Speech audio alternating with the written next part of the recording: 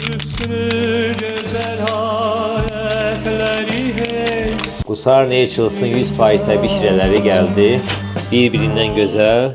bütün olmuş bütün alemde senin şerin şayan. Wow. İt burnu, qara qarağa, böyürtkən ən bahalı şirələrdən biridir. Alma şirəsi, 100% təbii alma şirəsi.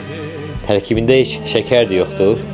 Zoğal şirəsi, yemişan şirəsi, qırmızı qarağaç şirəsi, qırmızı pomidor şirəsi, heyva şirəsi. Buna baxın necə görsənir. İçində nektarı.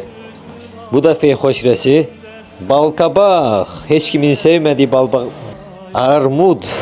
Baxın nə qəşəng görsənir. Hamının sevmədiyi balqabağın şirəsi. Mənim balqabaqdan doğrudan da zəhləm gedirdi. Və hələ də zəhləm gedir.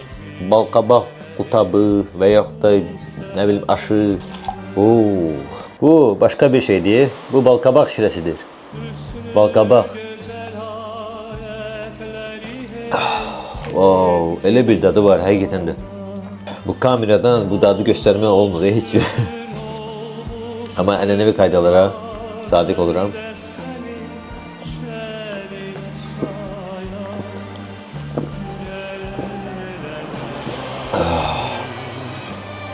Çox gözəldir, həqiqətən çox dadlıdır.